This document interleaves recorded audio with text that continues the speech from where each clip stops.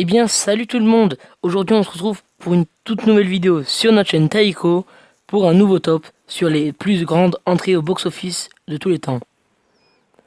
En numéro 10, les 101 Dalmatiens. 14 660 594 entrées au box-office. À la 10e place, nous retrouvons les 101 Dalmatiens, film coproduit par Hamilton Luske et Clyde Geronimi en 1961. La date de sortie du film est du 20 décembre de la même année. C'est un film d'aventure farfelu, mais quand même plus d'animation. C'est un film à voir en famille pour une durée de 1h19. Il mettra tout le monde d'accord. Résumé. Pongo et Perdita, deux magnifiques dalmatiens, deviennent parents de 15 bébés chiens. Mais l'infâme Cruella convoite les chiots. Un soir, ces sbires font main basse sur la portée. Pongo et Perdita se lancent alors dans un plan de sauvetage désespéré. Numéro 9. Avatar. 14 667 888 entrées au box-office. C'est un chef-d'œuvre de science-fiction et d'aventure futuriste qui a été réalisé par James Cameron en 2009. Nous retrouvons à la 9e place ce film car il est de longue durée, 2h42. C'est un film pour un public patient.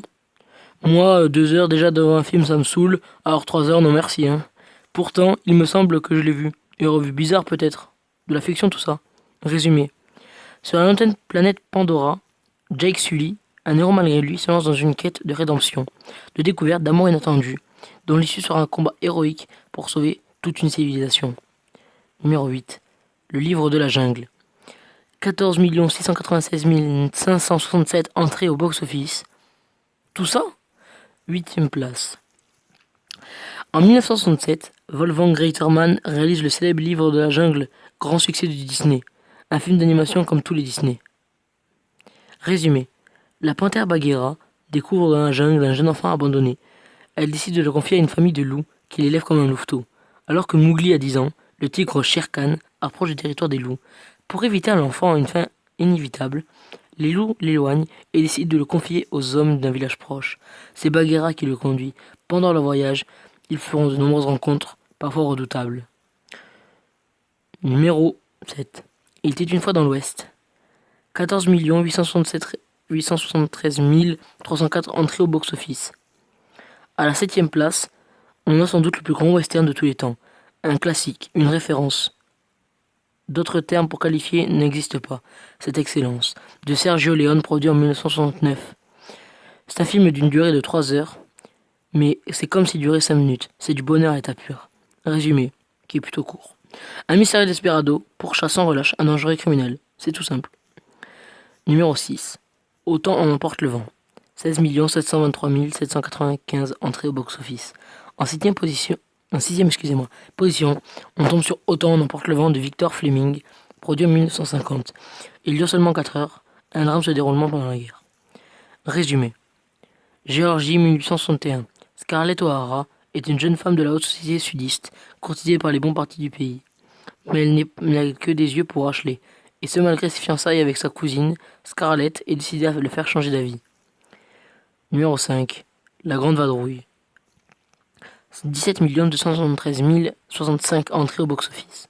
À la 5e place, on retrouve le film comique réalisé par Gérard Henry en 1966 et réunissant la paire imbattable de Louis de Funès et André Rimbaud, dit Bourvil. Un film drôle d'une durée de 2h12, ce qui est plutôt correct. Résumé. En 1942, un avion anglais est abattu par les Allemands et au-dessus de Paris. Les 3 pilotes sautent en parachute et atterrissent dans différents endroits de la capitale.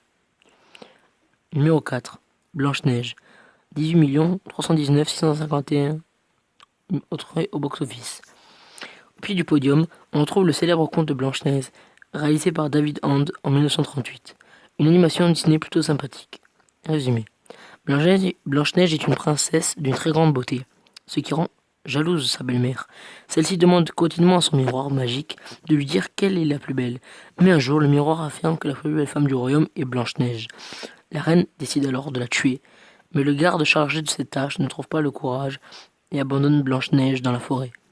Perdue à bout de force, elle échoue dans une maison où habitent 7 nains. Numéro 3. Intouchable. Nous offrons la médaille de bronze à Eric Toledano et Olivier Nakache pour le chef-d'œuvre qui a bouleversé le cœur des personnes ayant regardé ce film. Il a été réalisé en 2011. C'est un film tourné avec François Cluzet et Omar Sy. Résumé. La rencontre improbable, touchante et drôle entre un riche aristocrate tétraplégique depuis un accident de parapente et un jeune de banlieue engagé par hasard pour être son aide à domicile. Numéro 2. Bienvenue chez les Ch'tis. 20 413 165 entrées au box-office. Film réalisé par Danny Boone et joué par Danny Boone de même et Canmera dans 2008. C'est une comédie à succès ayant pour but de divertir les viewers. Résumé. L'histoire d'un homme originaire du sud de la France qui travaille à la poste et se retrouve muté dans le nord. Il lui arrivait des broutilles, toutes plus drôles les unes que les autres. Numéro 1. Titanic. 20 664 793 entrées au box-office. C'est un film inqualifiable, un bijou de James Cameron, 18 carats, sorti en 1998, avec Leonardo DiCaprio et Kate Winslet. Le film le mieux noté jamais sorti, une moyenne de 4,9 pour la presse.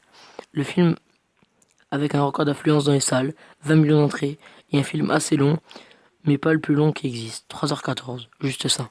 Résumé, Southampton, ville d'Angleterre, 10 avril 1912. Le paquebot le plus grand et le plus moderne du monde, le Titanic, réputé pour son insubmersibilité, le Titanic apparaît pour son premier voyage. 4 jours plus tard, il heurte un iceberg. À son bord, un artiste pauvre et une grande bourgeoise tombent amoureux. Merci d'avoir écouté ce top, et on se dit pour une prochaine, pour un nouveau top.